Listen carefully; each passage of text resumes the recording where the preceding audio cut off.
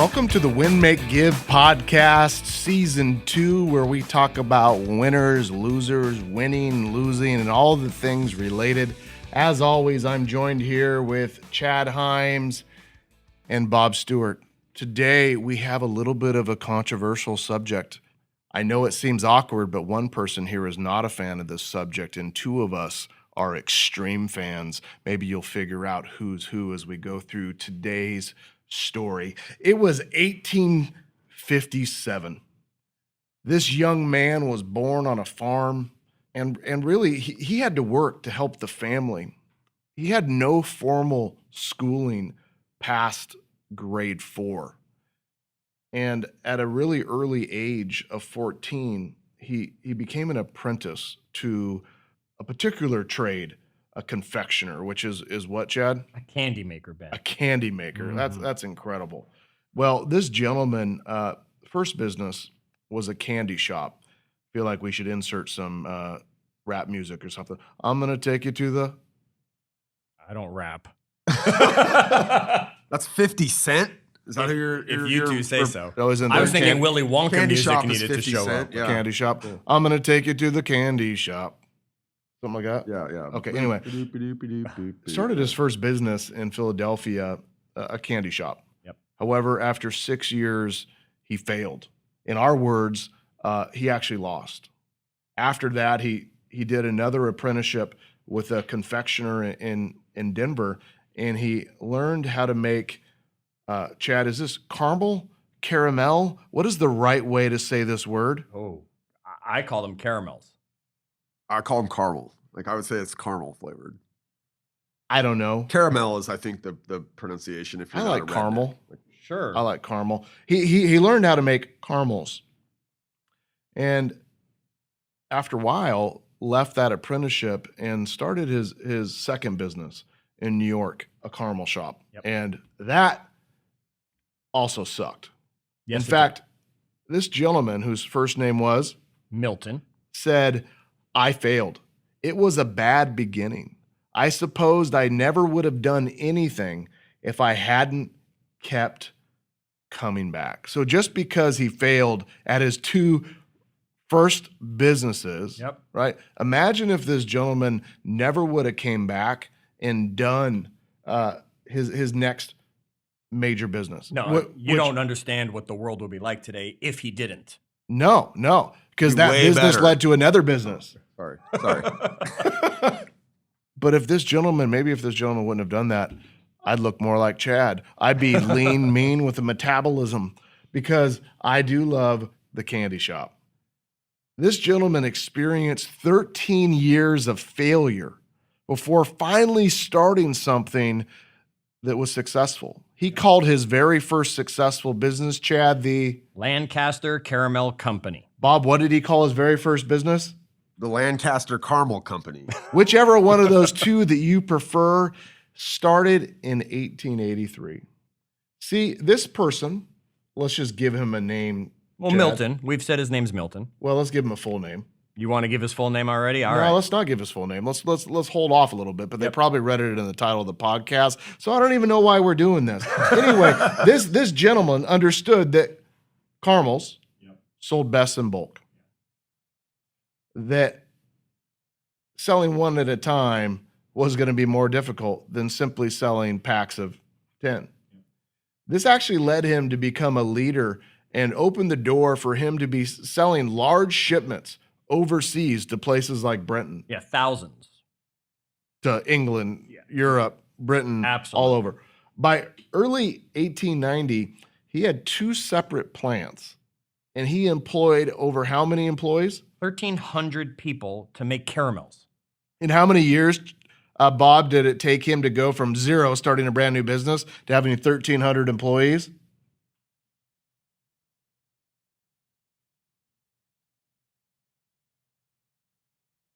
6, 7, 8.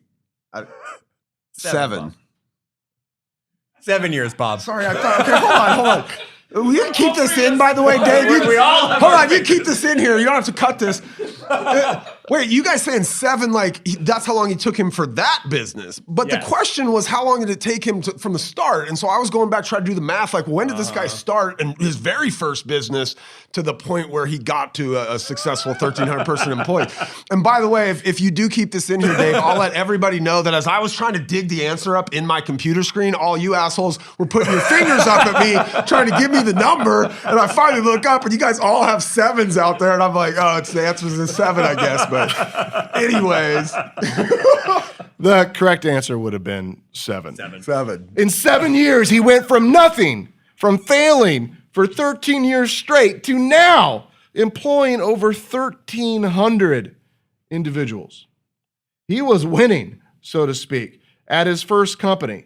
Now, Milton woke up one day and he said, I see a future in chocolate. I don't know if that's what his voice sounded like, but to me, that's what Milton sounded like. And he wanted access to it. So he ended up selling his very first company, the Lancaster Caramel Company, for $1 million. And Chad, in today's money, that would be... Yeah, that'd be over $31 million today. Bada bing, bada boom. Yeah. See, he saw that caramel sales were slowing overseas due to the start of what? Chocolate. Chocolate, ladies and gentlemen. If we had one word for today, it would be chocolate. We love chocolate, and by we mean you and me, Ben. Chad and I, Yeah, because right. Bob gets his Ben & Jerry's ice cream and picks the chocolate pieces out and like spits it in the cup, which is freaking disgusting. That is a definition of like a sociopath, Bob. Okay, hold on. Okay, so I actually love chocolate enough, I might eat them after you spit it out. Okay, chocolate, chocolate's okay, right? I'd always pick the vanilla cupcake over the chocolate cupcake every single time. If it was Mike and Ike's or some candy, fruity flavored, I'm always gonna pick that over the chocolate. I'll eat chocolate. It's not like I think it's gross. I'm just not a fan of it. But frozen chocolate in the ice cream is disgusting. And I'll tell you, I don't know a day. I could not tell you, Ben, a day the last time I did not have chocolate of some sort during the day. So it can be worked into your nutrition and your health plan that you don't have to give up chocolate. You don't get a body like this not eating chocolate. That's what I always say. So Milton Hershey, to be exact. There you go. Was at the World's Fair, the World's Columbian Exposition. I wish we could pronunciate on this show. In Chicago, and he tasted a chocolate bar. Yep. Before this, chocolate wasn't something normally found in a bar. It was something powdered that you poured into a drink, or it was other items for the rich, so to speak. But he was awoken to such a point that he said, you know what? I don't need this caramel company. Heck with it. It's out. So here's what he did. Chad, he took his $1 million, went back to where he grew up, which was in Pennsylvania, just outside of Lancaster, Pennsylvania. And he bought a bunch of land. Yes. Farmland, right? And why did he pick that particular area? He picked it for the fact that it was farmland, so he could have the dairy farms and all the cows, so he could have all the milk he needed for milk chocolate. Milk chocolate requires milk. Milk chocolate does require milk. He also picked it, Ben, because he wanted to, and we'll talk about this a little later in the episode, really, he wanted to build a town. He really wanted to have a legacy. He really wanted to help people. He really wanted to create something.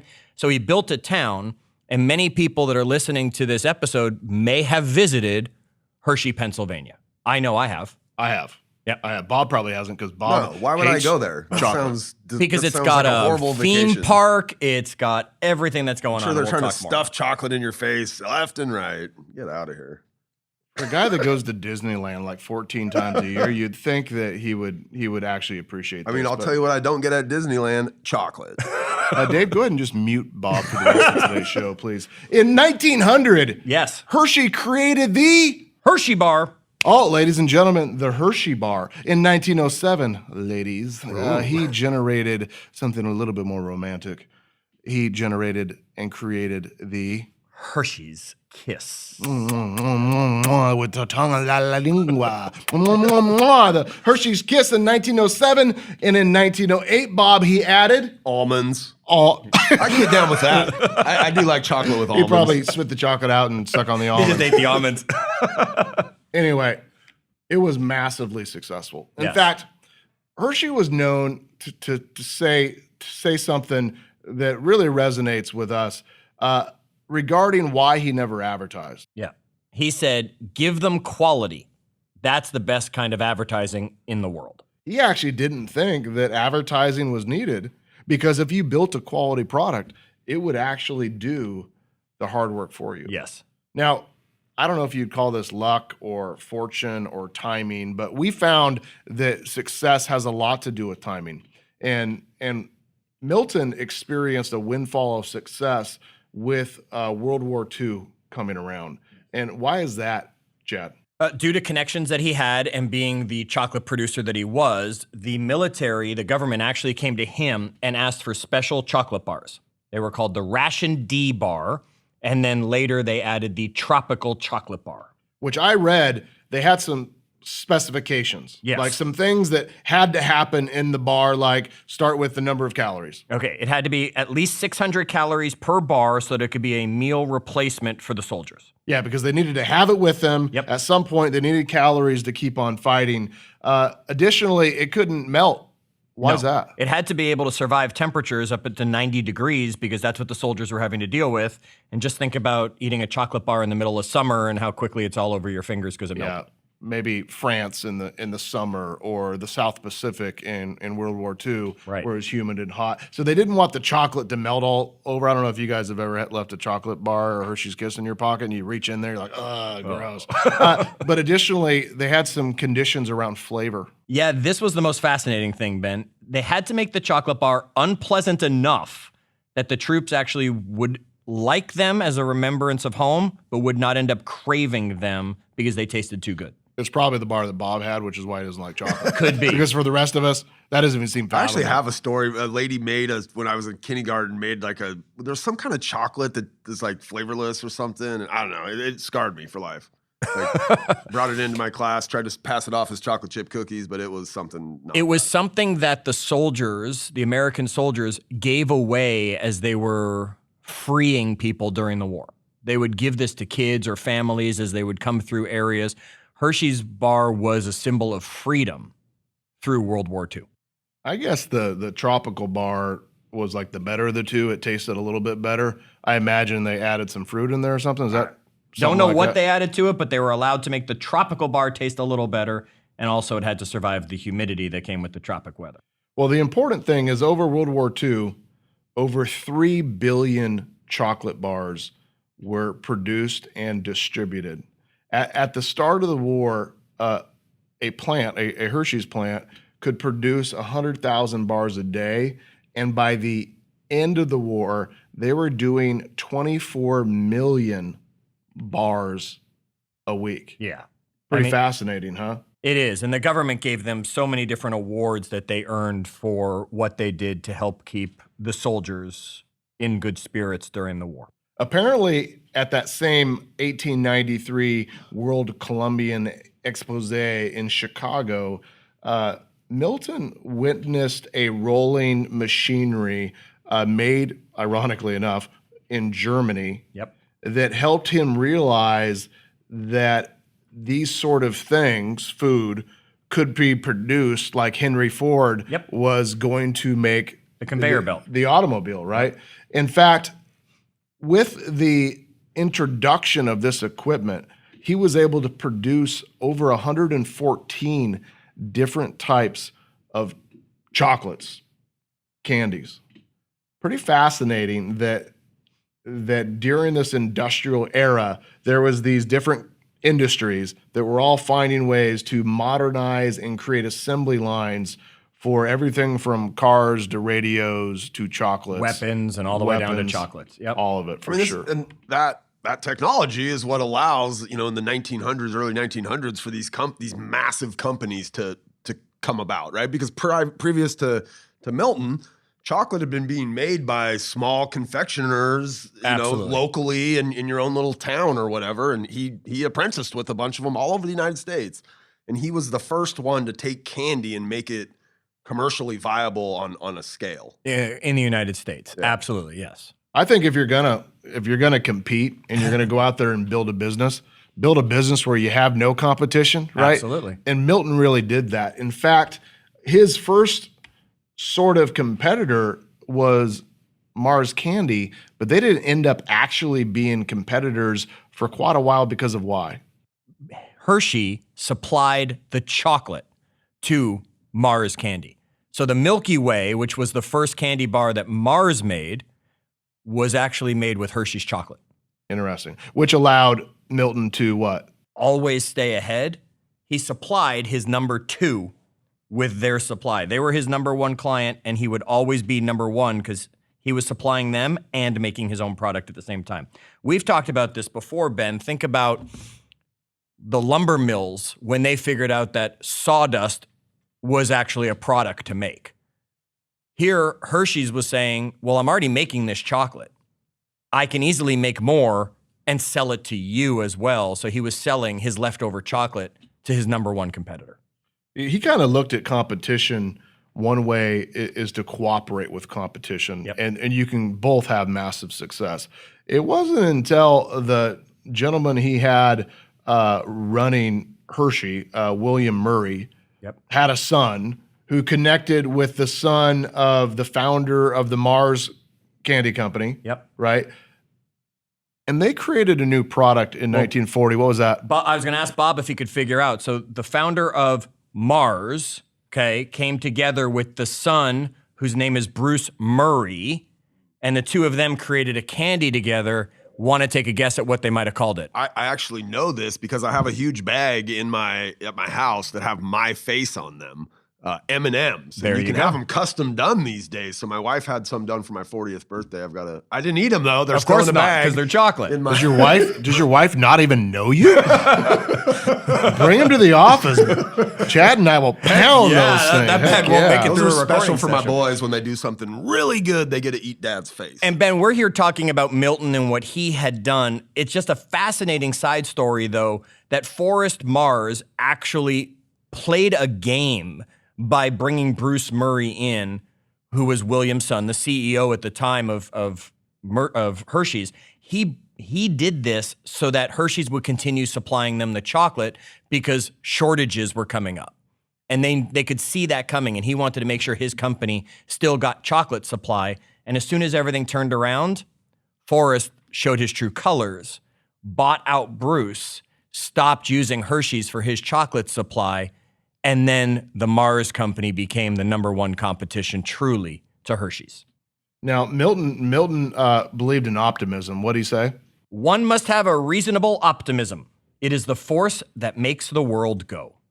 It's a side note, but I had wrote down a quote the other day about optimism that I have in front of me. It says, "Save your money like a pessimist and invest like an optimist." Oh, I like that. Say that again for us. Save your money like a pessimist and invest like an optimist. Now, Milton said one must have a reasonable optimism. One must have reasonable optimism. It's a force that makes the world go round. I actually like that quite a bit. Milton had an incredible life, and he created an incredible legacy. Him and his wife were actually supposed to be on the Titanic, but they skipped that trip. That was probably a good life decision. It was probably a good life decision. She was under the weather. And, here at Win, Make, Give, Ben, we talk about health, wealth, leadership, and legacy. And it was one of the things that fascinated us when we were talking about Hershey's is not only the fact that he had wealth, not only the fact that this guy knew how to be a leader and build an amazing company, but the legacy that he has left behind that we really wanted to talk about a little bit here. September 13th, for example, is International Chocolate Day. Now, Bob, do you know why they chose September 13th to be International Chocolate Day? I didn't until you told me that that's his birthday. Yeah, they named Hershey's birthday International Chocolate Day. And on his birthday in 1995, the United States Postal Service actually issued a stamp honoring him as one of the great Americans as a philanthropist. So one of the quotes that he said is, business is a matter of human service. And that is one of the things that he did at such a high level that helps create his legacy. Ben, talk a little bit about part of his legacy that's still standing today and how powerful it is. You know, Milton and his wife were unable to have their own children, but they loved them. In fact, they created their own school that they named the Milton Hershey School. It was an orphanage that started with just 4 boys, and today currently houses over 2,000 boys and girls from around the world, all backgrounds. When they first started as this orphanage and a school. The school, since its inception, has been free for students that are low income, individuals that are 4 to 15 years old, and it's been entirely funded by a trust created by the Hersheys, valued today, that trust, at almost $15 billion. And I think it was 30+% of the Hershey company's profit gets contributed still today, Chad. Absolutely. To funding the school. They are funding the school. This many years later, he has left a legacy that this orphanage is being funded by his company, and it'll always own the majority shares of the company. Now, Milton passed in 1945, but his legacy truly lives on with his campus. In fact, also with the town that he created, Hershey, Pennsylvania. It's not legally a town, but he built it like a town with trolleys and schools and homes and arenas and stadiums, and now even a theme park. Yeah, and during the Depression, he actually stepped up the construction on the town to keep people working so that people that were in that area didn't lose jobs because the Depression had hit. Now, Milton was not without failure. I mean, he failed for 13 years straight, and he was also not without mistakes. He missed a huge opportunity to push chocolate through Europe after the war. He missed opportunities because he was so worried about his school and protecting profit to fund the orphanage that maybe he made some sacrifices in his business. I don't know if I'd call it a mistake. It was a decision. Now, he had just an amazing legacy, and we don't want to just tell history here. We want to talk a little bit about what are some lessons that we can take from Milton Hershey and his business, the Hershey Chocolate Company. And I would say one that we learned while really reading about him and his track record is his willingness to quit some things and his ability to persevere through other hard times. Wouldn't you guys agree? Absolutely. He clearly showed us that as he was going through it. Bob, what's a lesson that you take from? I think that foresight at the time when he was running the Lancaster Caramel Company to look out at the kind of the landscape of his industry and see chocolate coming, and to be able to take what was his first successful company, right, which I'm sure he had a real love for, given the fact that he'd failed for 13 years before that, to be able to say, all right, I've got this thing, it's going pretty good, but the industry feels like I should do this other thing, to have the fortitude to sell that business and go step into another business. I mean, that's a great lesson. Like, are we always kind of open to what the possibilities or the changing kind of nature of the industries that we're in, and what might be another opportunity, even if the opportunity we have is a good one right now? He didn't, after a couple of his failed businesses, and he left to Denver to go work as an apprentice again, he came back to Lancaster really with no money. He had to live with friends and family. In fact, he ended up borrowing some money, and he had one ex-employee that was willing to loan him enough to get started, and he used that to bring his candy making equipment to Pennsylvania from New York. And I think a lesson in that is don't give up, push through, but be willing to ask for help and be willing to accept help if somebody out there is willing to be along your journey. Now, the second lesson that I think plagues a lot of companies is he decided that he had to innovate, experiment, pivot, right, and do these things. And it was his innovation that allowed him to take advantage of the opportunity that was created with World War II because of his ability to see that machinery, that equipment from Germany as a way to produce as many bars as the war effort actually needed. Can you guys think of other ways that Milton and his companies innovated? What comes to mind? Well, I mean, building a town for your people. I mean, how many people are out there saying, hey, I'm going to start a company, and by the way, I'm going to put up housing for my people, and I'm going to build a whole town for you. There's literally one guy right now today who's doing that, is the only one doing that, Elon Musk. I mean, he's like talking about in Texas building this town kind of around, I'm not sure which company, that might be a SpaceX or something, but you think about that guy, he's like the richest guy in the world, or sure. I don't know if he is today, but so that's very visionary thinking. Well, I don't have enough money to do that, so instead of building a town, I'm going to build a compound and start a cult. If you're interested, email me at Ben Kinney Colts. I've already been to the house that he's planning on using as the base for this, I think. Awesome. A third thing that he did is he invested back into his community, and he invested back into his people. In fact, many of the children who went through the orphanage ended up being leaders of his company, for sure. Anything else that stood out to you, gentlemen, about his ability to invest back into his community or his people? It was the loyalty that was created with his people. I mean, here you're pointing it out, Ben, that kids that he basically ended up taking in through his service and his orphanage end up wanting to stay with the company for long periods of time. He has, and it was the quote we shared earlier, that business is a matter of human service.